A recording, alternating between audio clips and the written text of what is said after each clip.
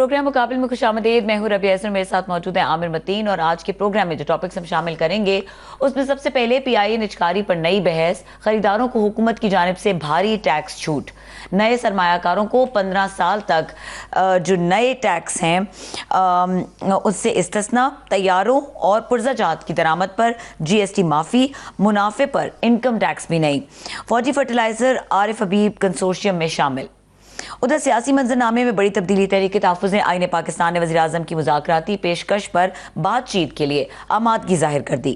محمود خان اچکزئی کی زیر صدارت اجلاس میں شفاف انتخابات, متفقہ چیف الیکشن کمشنر اور نئے چارٹر پر زور, جبکہ 8 فروری کو یوم سیاہ اور ہڑتال کی حکمت عملی پر بھی مشاورت.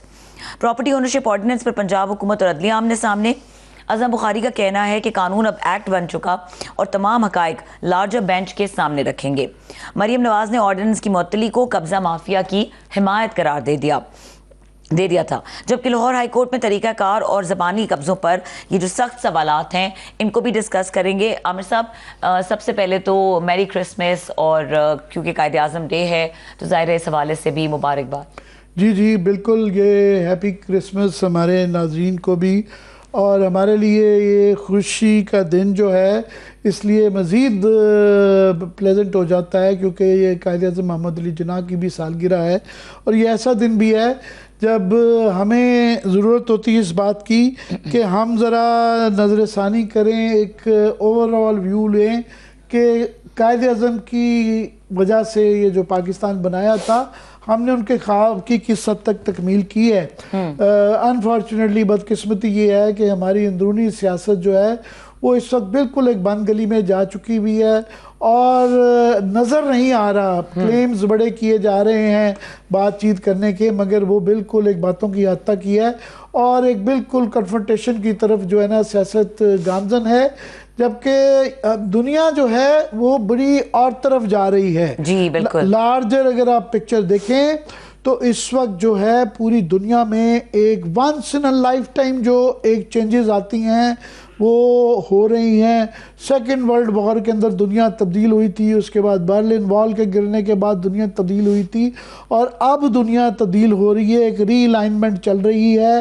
وہ جو مشرق مغرب کا جو ختم ہو کے گلوبل ساؤتھ اور ویسٹرن ورلڈ جو ہے وہ اب اس کا شیرازہ بکھر چکا ہے. ٹرمپ صاحب نے یورپ سے اپنے آپ کو علیحدہ کر کے پیوٹ جو ہے وہ ایشیا کی طرف کر لے ہیں. اپنی نیشنل سیکورٹی پالیسی میں انہوں نے گو کہ چائنا کو پیئر کے طور پہ ڈکلیئر ضرور کیا, مگر ساتھ میں ابھی وہ لیٹسٹ جو ہے, ایک تو وہ تائیوان کو مزید اسلحہ فراہم کر رہے ہیں جس سے کہ ایک ٹینشن بڑھ رہی ہے.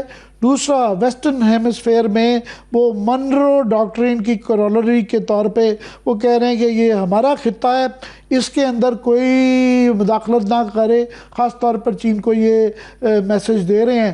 اور وینیزویلا کے ساتھ ان کی ٹینشن امریکہ کی بہت بڑھتی جا رہی ہے, اور حال ہی میں انہوں نے جو ایک آئل ٹینکر جو کہ چائنیز آئل ٹینکر تھا اس کو قبضہ کر لیا. اس کا جو ہے اس کی وجہ سے بھی کشیدگی بڑھ رہی ہے, اور پوری دنیا جو ہے اس وقت اس کے ساتھ ایڈجسٹ کر رہی ہے.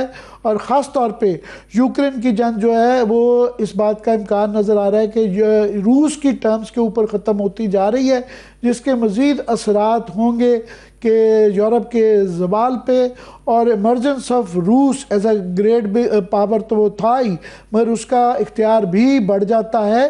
تو دنیا ساری اس کے مطابق یہ نیو ورلڈ آرڈر جو آ رہا ہے, ملٹی پولر ورلڈ ہے, اس کے مطابق اپنے مفادات کا ایڈجسٹ کر رہی ہے. ہم اپنے کنویں کے مینڈک کی طرح بیٹھے ہوئے ہیں اور اندر سے ہم ٹان کیے جا رہے ہیں. باہر کی دنیا کے تو چھوڑے, ہمارے خطے میں ہم بہت بڑی ڈیولپمنٹس ہو رہی ہیں. ایک آف کورس افغانستان سے ہماری ٹینشن جاری ہے.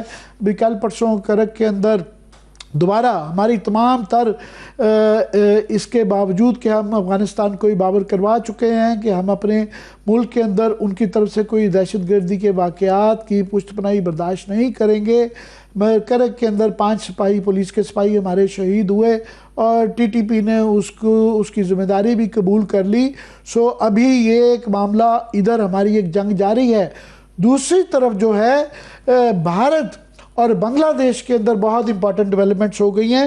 بنگلہ دیش کے ساتھ ہمارا ایک جو ہے ایک روحانی تعلق رہا ہے کیونکہ ہماری جو ہے 1971 میں علیحدگی ہو گئی، مگر ہمارے ملک کے لوگوں کا، پاکستانیوں کا ابھی بھی ایک دل کا حصہ جو ہے نا جذبات کا، وہ بنگلہ دیش سے جڑا ہوا ہے. اور اچھی بات یہ ہے کہ وہاں بھی جو حسینہ معین کے جانے کے بعد جو ہے حسینہ معین نکل جاتا ہے سوری حسینہ واجد کے جانے کے بعد تو ایک بہت ایک گڈ ول کے جسٹس وہاں سے آ رہے ہیں. اور بنگلہ دیش کے اندر آج کی جو سب سے بڑی سٹوری یہی ہے، ایک بہت بڑی ڈیولپمنٹ ہوئی ہے کہ خالدہ ضیاء جو کہ بہت ضعیف بھی ہو گئی ہیں، بیمار بھی ہیں، ان کے بیٹے طارق الرحمان جو ہیں وہ 10-15 سال بعد کا جلا وطنی کاٹ کے لندن سے آج واپس آ گئے. ایک وقت تھا جب کہ حسینہ واجد جو ہے وہ للکارتی تھی کہ اگر ہمت ہے تو طارق رحمان جو کہ ورچولی بی این پی جو کی جو سربراہ وہی ہیں، پہلے بھی وہی ان کی بیماری کے دوران خالدہ ضیاء کے وہی رن کرتے رہے، اور تو وہ ان کو یہ دھمکی دی جاتی تھی کہ آ کے دکھائیں. تو آج وہ آ گئے ہیں اور ان کو بڑا زبردست قسم کا وہاں پہ استقبال ملا ہے. اور بنگلہ دیش کی اب صورتحال یہ ہے کہ وہاں پہ ان کے لیے ان کے متعلق کہا جا رہا ہے کہ اس بات کا کبھی امکان ہے کہ فروری میں اگر الیکشن ہو جاتے ہیں، جو کہ وہ بھی رکتے ہوئے نظر نہیں آ رہے، تو وہ پرائم منسٹر بنگلہ دیش کے ہوں گے. ان کے لیے بہت چیلنج ہے اس وقت صورتحال کا، کیونکہ بنگلہ دیش کے اندر جو ہے ان کا ہندوستان کے ساتھ تناؤ جو ہے وہ بہت بڑھتا جا رہا ہے. کہ وہاں پہ حال ہی میں شریف عثمان ہادی جو ہیں، وہ جو اسٹوڈنٹ لیڈر تھے جن کو قتل کر دیا گیا، اور شبہ کیا جا رہا ہے کہ شاید انڈیا کے کوئی اہلکار اس کے اندر شامل تھے، اس کی وجہ سے وہ تناؤ بڑھ گیا ہے. اور دونوں ممالک پہ ہندوستان کے اندر بھی جو ہے بنگلہ دیش کے ہائی کمیشن کے دلی کے اوپر جو ہے وہاں بھی جو ہے جتھوں نے حملے کیے. اس کے بعد جو ہے پھر اگرتلہ یاد رہے، ہمارے اگرتلہ سازش کیس چلا تھا جس کے اندر جو ہے مجیبر الرحمان کے اوپر مقدمہ چلا کے ان کو قید کر دی گئی تھی. یہ بھارت کے اندر بعد میں ان کو پناہ بھی دی گئی تھی. یہ تریپورہ کے اندر جو وہ ہے وہاں بھی جو ہے بنگلہ دیش کے حوالے سے جو ہے جلوس نکالے گئے، اور وہاں پہ جو بنگلہ دیشی ہیں مکین انڈیا میں ان کے اوپر حملہ کیا جا رہا ہے، آسام کے اندر خاص طور پہ. اور بنگلہ دیش میں بھی جو مسلمانوں پہ ظلم ہندوستان میں ہو رہا ہے، اب اس کا پہلے تو ہم اس کے اوپر احتجاج کرتے تھے پاکستان میں، اب یہ جو احتجاج نہ صرف احتجاج بلکہ بہت زیادہ ایک اس کا ریئیکشن بنگلہ دیش میں نظر آ رہا ہے کہ وہاں بھی لنچنگ کے 1-2 واقعات ہوئے ہیں. اور پاکستان کی جو اکنامک سچویشن ہے، جو آج اگلے سیکشن میں ہم حفیظ پاشا صاحب پاکستان کے نامور اکانومسٹ ہیں، ان سے بات کریں گے کہ پاکستان کے اندر حالات کس نہج پہ پہنچ چکے ہوئے ہیں، اور کیا ہم افورڈ کرتے ہیں کہ اس طرح کا کیوٹک یا ایک کنفرنٹیشنس قسم کا ماحول رہے. اس کے جو اس پولیٹیکل کنفرنٹیشن کے، جو پولیٹیکل انسٹیبلٹی کے، اکنامک انسٹیبلٹی پہ اثرات ہیں جو کہ پہلے ہی ہیں، وہ بڑے خوفناک ہیں. تو میں چاہوں گا کہ جب بھی آپ اس کے اوپر بات کریں تو ہم اگلے سیکشن کے اندر بڑی تفصیلاً ان سے یہ بات کر کے بتانے والے ہیں کہ پاکستان کے حالات کیا ہیں. تو ہم یہ باہر کی دنیا بھی دیکھیں اور اندرونی بھی دنیا دیکھیں اور لارجر پکچر دیکھیں. جی عامر صاحب، یہ بہت ضروری ہے کیونکہ جس طرح کی ڈاکٹر حفیظ پاشا جس طرح کی اکنامک سچویشن کے اوپر بات کرتے ہیں اور انالیسس دیتے ہیں، تو یہ جاننا ضروری ہے کہ جو کرنٹ پولیٹیکل انسٹیبلٹی ہے اس کو کتنی زیادہ ضرورت ہے. ایک نیو چارٹر کی جو بات تحریک تحفظ آئین پاکستان بھی کہہ رہی ہے کہ نیو چارٹر آف ڈیموکریسی کے اوپر وہ بات کرنا چاہ رہے ہیں، بٹ پاکستان کو نیو چارٹر آف اکانومی پہ بات کرنے کی کتنی ضرورت ہے اور کتنا امپورٹنٹ ہے کہ تمام اسٹیک ہولڈرز ایک کنسنسس بلڈ کریں. یہ اگلے سیگمنٹ میں ہم اس کے اوپر بات کریں گے کیونکہ ڈاکٹر حفیظ پاشا ہمارے ساتھ موجود ہوں گے، سابق وزیر خزانہ، اور یہاں پہ ہم بریک لیں گے. بریک کے بعد ڈسکشن کو کنٹینیو کریں گے. ہمارے ساتھ رہیے.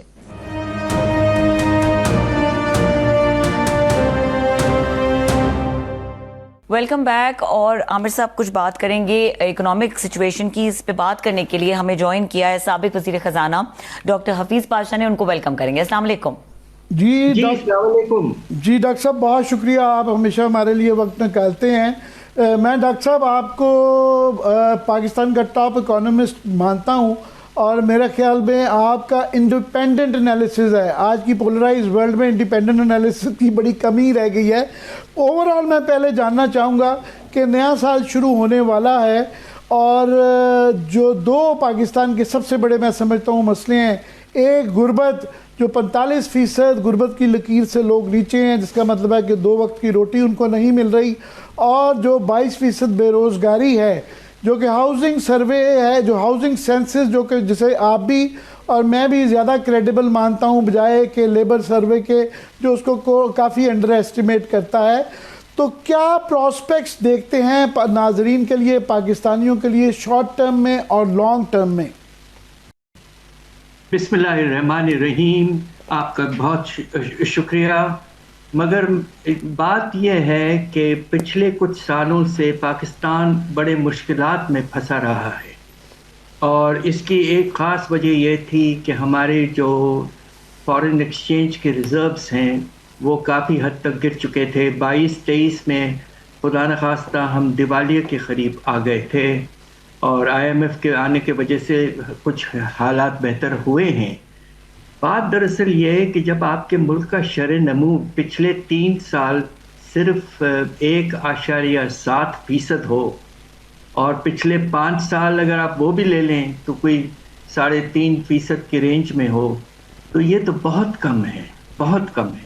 जब आप ये देखिए कि पाकिस्तान की आबादी में इजाफा 2.5% सालाना है, तो फ़ीकस आमदनी में तो वाज़ेह तौर पर इजाफा नहीं हो रहा है। और इसके नतीजे में जिस तरह आपने कहा है कि बेरोज़गारी का पैमाना जो है वो सेंसस, एक बेहतरीन सेंसस हमारा जिस डिजिटल सेंसस ने बताया है कि 22% है, और दूसरी तरफ वर्ल्ड बैंक के एस्टिमेट्स और मेरे एस्टिमेट्स भी उससे काफ़ी मिलते हैं कि गुर्बत का लेवल जो है वो तकरीबन 45 यानी कि 45% तक जा चुका है। देखिए, मैं पिछले 35 साल से पाकिस्तान पर रिसर्च करता रहा हूँ।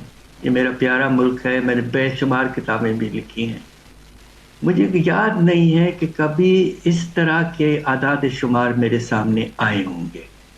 तो इस बात की हमें बहुत परेशानी है कि इतने अरसे के बाद, और आज हमें क़ायद आज़म के उनका बर्थडे सेलिब्रेट कर रहे हैं हम, और अफसोसनाक आदाद शुमार हमारे सामने मौजूद हैं। इस बात का मुझे बहुत अफसोस।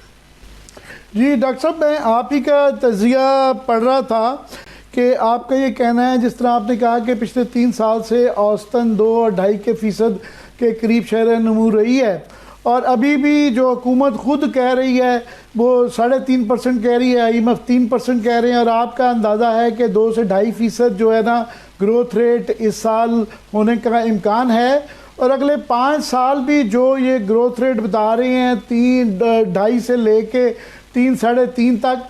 और आपका तज़िया ये कहता था, जो आपने लिखा, कि हमें अगर पावर्टी कम करनी है और बेरोज़गारी कम करनी है तो हमें 6% कम से कम ग्रोथ चाहिए, जिसका दूर दूर तक इम्कान नज़र नहीं आ रहा।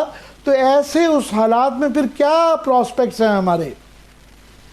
देखिए, ये तो परेशानी की बात है, हद से ज़्यादा परेशानी। उसी सबसे बड़ी वजह जो है कि पाकिस्तान में सरमायाकारी का जो लेवल है वो मुसलसल पिछले 20 साल से कम होता गया है। एक वक्त अल्लाह के फजल से ऐसा था जब पाकिस्तान में जो आपके इन्वेस्टमेंट का लेवल था वो हमारे इकॉनमी का तकरीबन 20% हुआ करता था। अब वो खींच खांच के 13.5% पे गिर चुका है। और हैरत अंगेज बात यह है कि पिछले साल हमारा जो सनती शोबा है उसमें जो सरमायाकारी हुई है वो 25 साल पहले के लेवल से भी कम है।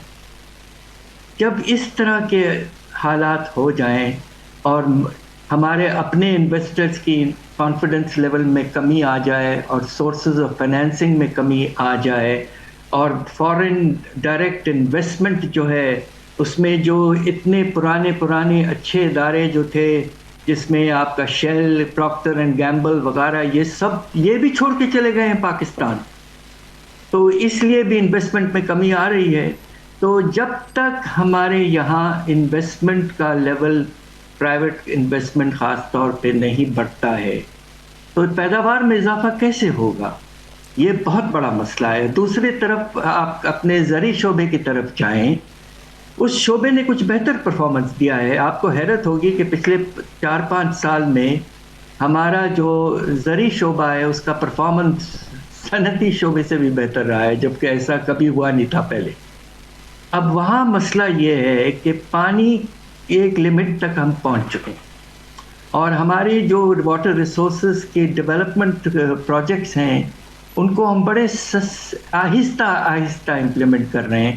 ہمیں چاہیے 1000 ارب اور سالانہ ہم دے رہے ہیں صرف 120-130 ارب ڈیمز اور مختلف اریگیشن پروجیکٹس پر. تو لہٰذا priorities also are not right, and ہمیں زیادہ تر فوکس واٹر ریسورسز پہ کم کرنا چاہیے، and with all due respects highways وغیرہ پہ کم کرنا چاہیے.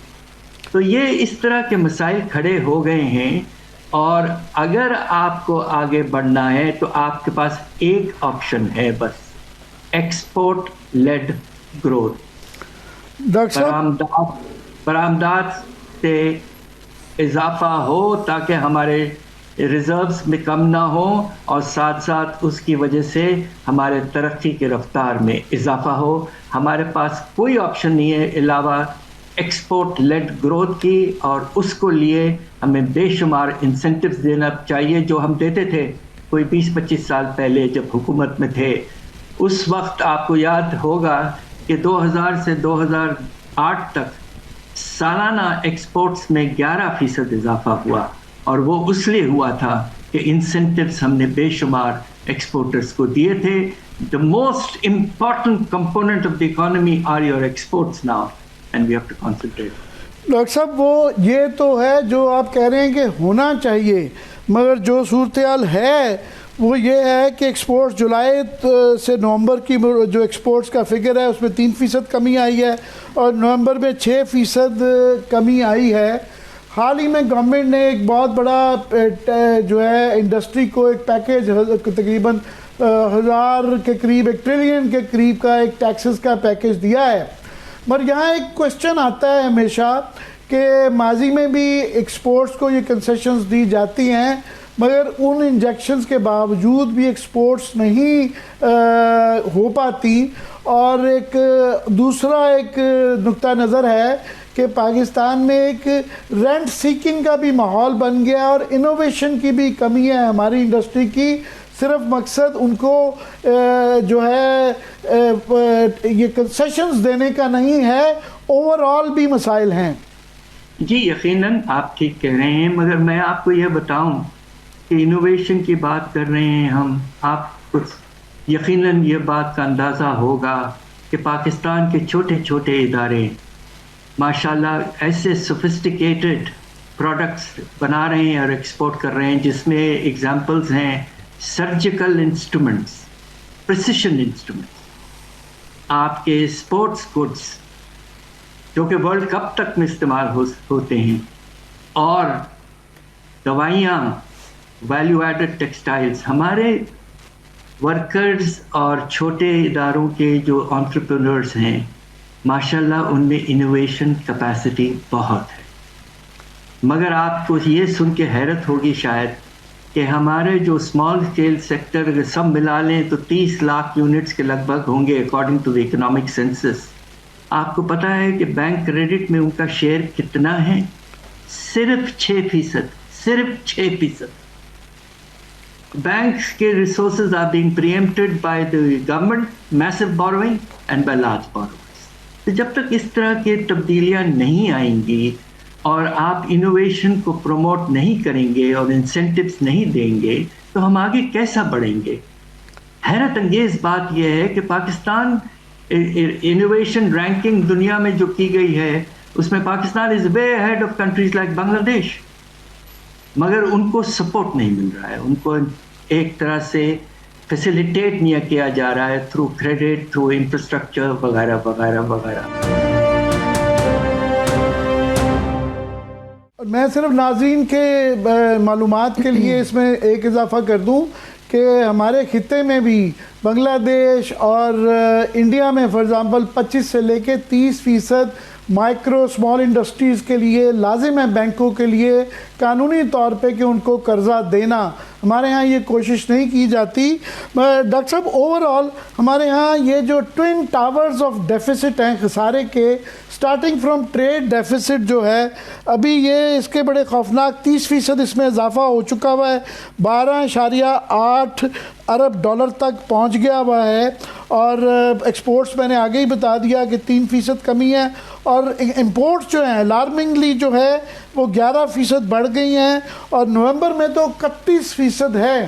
تو یہ جو ٹریڈ ڈیفیسٹ جو ایکسپینڈ کرتا جا رہا ہے اس کے کیا کانسیکوینسز ہیں؟ دیکھیے آپ کو یاد ہوگا ایک سال ایسا بھی گزرا ہے 21-22 میں جب ہمارا تجارتی خسارہ اور ریکارڈ لیول پر تک پہنچ چکا تھا. اس کے بعد میں مختلف طریقوں سے ہم نے کم کیا ہے، اور اس کی وجہ یہ ہے کہ ہوا کچھ عرصہ 2022-23 میں اور اس کے بعد بھی ہم نے درآمدات پر فزیکل کنٹرولز لگا دیے، اور اس کے نتیجے میں بہت سے سیکٹرز ایسے ہیں جس میں آپ کا آٹوموٹیو سیکٹر ہے، جس میں آپ کا فونز کا سیکٹر ہے، جس میں آپ کا مشنری سیکٹر وغیرہ، وہاں آپ نے فزیکلی اسٹیٹ بینک نے ایک طرح سے پابندی لگا دی اور امپورٹس کو کنٹرول کر لیا. اب آپ یہ سوچئے کہ اس کے نتیجے میں ایک سیکٹر ہے فار ایگزامپل آٹوموٹیو سیکٹر، جس میں ٹرکس، بسز اور گاڑیاں وغیرہ سب ہیں، 30% گراوٹ آئی. تو اس طرح کی پالیسی جو ہے، اور ایک جو نئی بات پھر سے نظر آ رہی ہے جو پہلے ہم سالوں میں بھی ہم نے دیکھا ہے کہ ہم اپنے روپے کو آرٹیفیشلی سخت اور مستحکم رکھنے کی کوشش کرتے ہیں. پچھلے 1.5 سال سے روپے کی ویلیو میں کوئی چینج نہیں آیا ہے، جبکہ آپ کے ایکسپورٹ سفر کر رہے ہیں، کاسٹ بڑھ رہا ہے، بجلی، گیس وغیرہ کی قیمتوں میں اضافہ ہو رہا ہے، اور اس کے باوجود آپ اپنے ایکسپورٹرز کی قیمتوں میں اضافے کا گنجائش نہیں رکھی ہے، اور روپے کی قدر کو فکس کر کے رکھ دیا ہے. اور اس وقت آفیشلی اسٹیٹ بینک خود کہہ رہا ہے کہ روپے کی قدر آرٹیفیشلی کم از کم 5% اوور ویلیوڈ ہے. تو ہمیں یہ انسینٹیو بھی دینا چاہیے کہ ایک مناسب ایکسچینج ریٹ ہو. اس سے دو چیزیں ہوتی ہیں، ایک مارکیٹ بیسڈ امپورٹ میں کمیٹی آتی ہے، فزیکل کنٹرولز کی ضرورت نہیں ہوتی، اور ایکسپورٹس کو کچھ انسینٹیو ملتا ہے to compete with the rest of the world. تو یہ سارے بڑے واضح چیزیں ہیں، ہمیں افسوس ہے کہ اس بات پر غور نہیں کیا جاتا.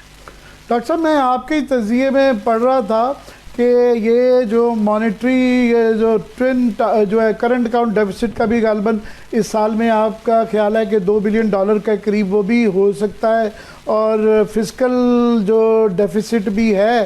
تو ڈالر جو ہے یہ $2 کی قیمت جو ہے 297 تک جا سکتی ہے. جی بالکل، اور آئی ایم ایف نے بھی جو ایسٹیمیٹ کیا ہے وہ تقریباً 300 کے لگ بھگ ہے. دیکھیے اتنا کوئی خاص اضافہ نہیں ہے، 6 سے 7%، مگر آپ market based exchange rate policy follow کریں. اور اب آپ یہ دیکھیے، ایک اور چیز میں آپ سے کہوں کہ پچھلے سال ہم نے ہنڈی مارکیٹ وغیرہ کو روک کر اپنے ریمیٹنسز کو تقریباً $8 ارب سے بڑھائے تھے.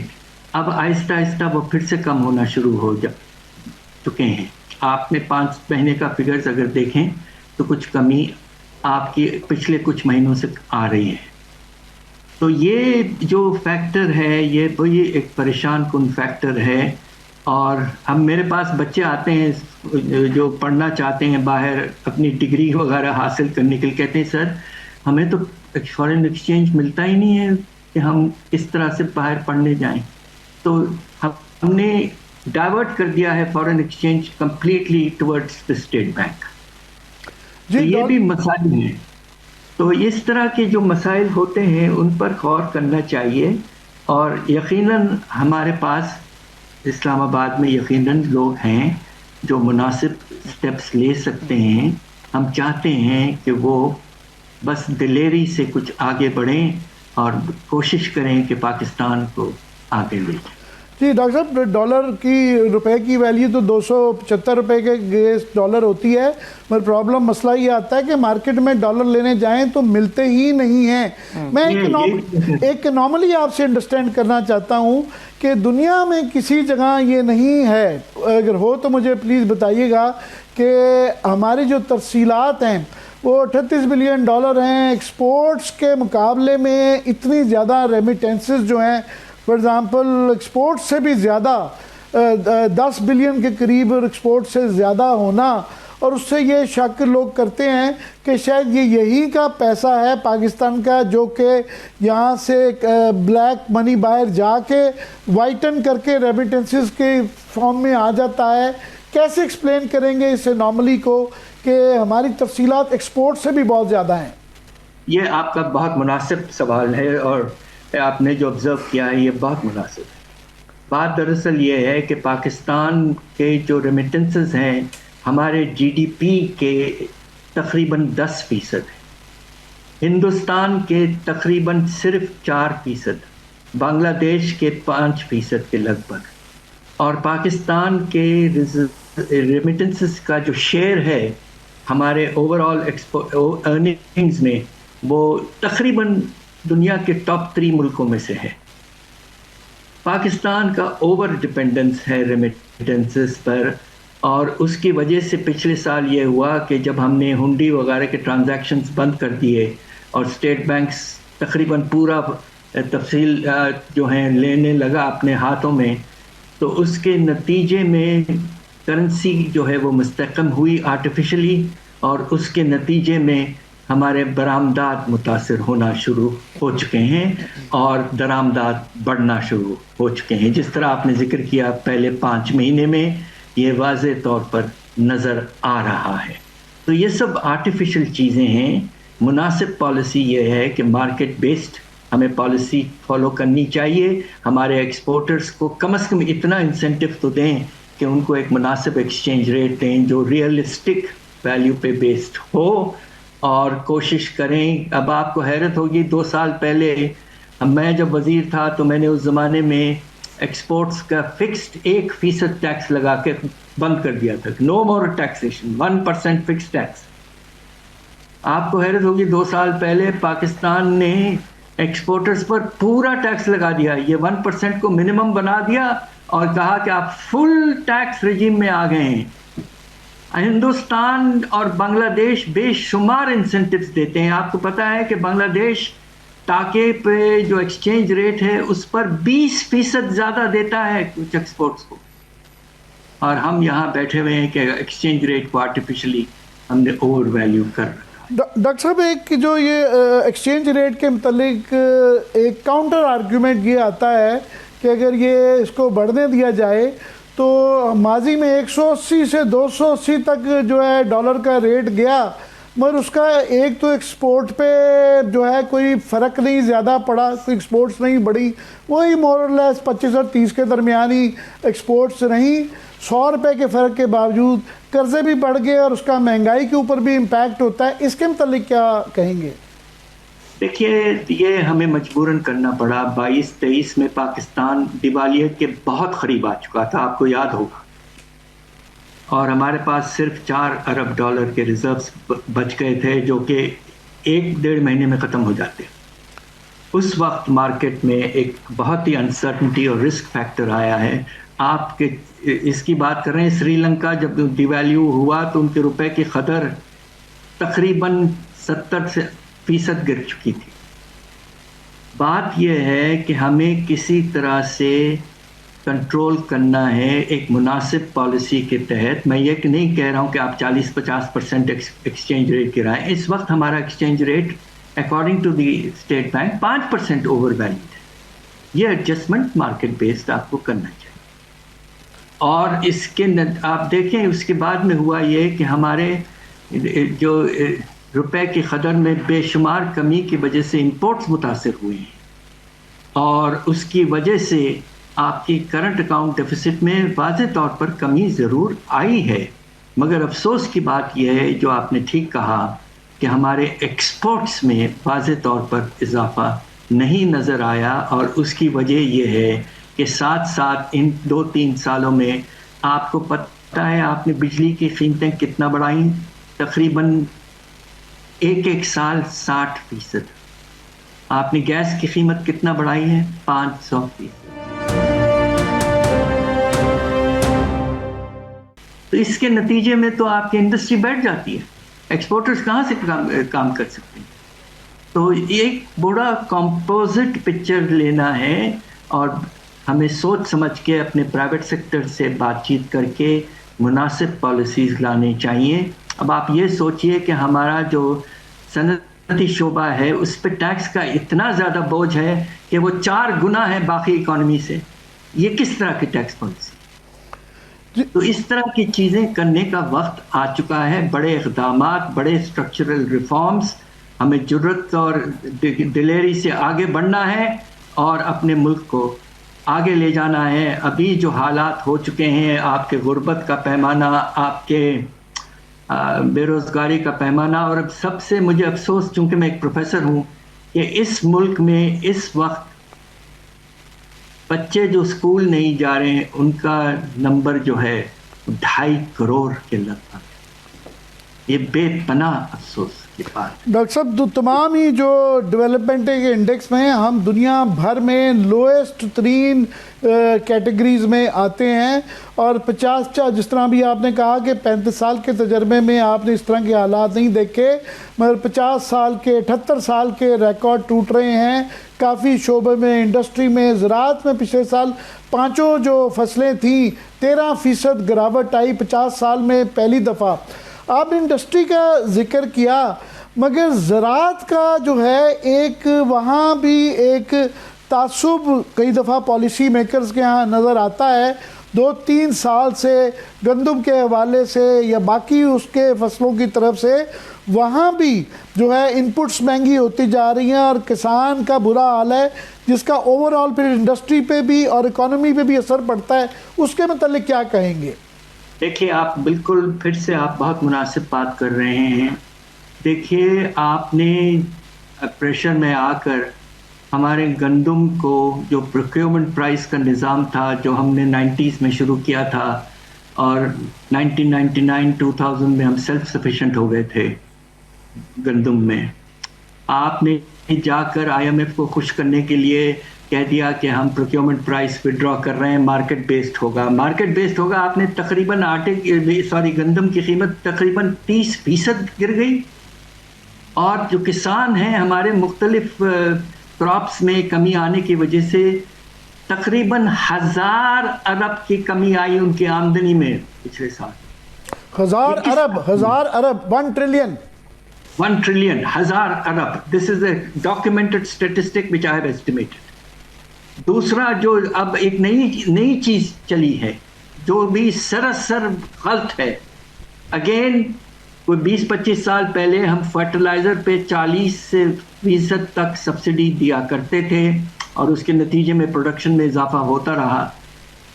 آپ کو حیرت ہوگی، شاید آپ کو خود اندازہ ہوگا اس بات کا، کہ پاکستان نے IMF کے ساتھ اگریمنٹ کیا ہے کہ ہم فرٹیلائزر اور پیسٹیسائڈز پر ایکسائز ڈیوٹی لے آئیں گے. خدا نہ خواستہ ہمارے بارڈر کے ایسٹرن سائڈ پر جو ملک ہے وہ فرٹیلائزر پر 40% سبسڈی دے رہا ہے. 15 ارب ڈالر کی ہم یہاں ٹیکس کرنے چلیں. I mean this is all very very unfortunate. اتنا دکھ ہوتا ہے. ہمارا کسان ہمارے ریڑھ کی ہڈی ہے، اس کے ساتھ اس طرح کا ظلم بالکل بالکل نامناسب. ڈاکٹر صاحب، ابھی آپ نے کہا کہ اب اس حالات اس نیج پہ پہنچ گئے ہیں کہ ہمیں بہت ڈراسٹک اصلاحات اور ڈراسٹک سٹیپس لینے پڑیں گے، مگر حالات یہ ہیں کہ ہمارے ہاں اتنا پولیٹیکل انسٹیبلٹی ہے اور یہاں بڑی بڑی حکومتیں، آپ ٹیکس بیس بڑھانے کی بات کرتے ہیں کہ زراعت پہ، پراپرٹی پہ، ریٹیلرز کے اوپر لگایا جائے. یہاں تو بڑی بڑی اسٹرانگ حکومتیں نہیں کر سکیں. یہ تو بڑی لاچار کمزور گورنمنٹ ہے. تو یہ ہوتا ہوا تو نظر نہیں آ رہا بالکل بھی. تو پھر ان حالات میں جو ہیں، یہ نہیں کہ کیا ہونا چاہیے، جو ہیں اس میں کیا دیکھتے ہیں پراسپیکٹس پر پاکستان؟ پھر کیا ہوگا، کنسیکوینسز کیا ہیں؟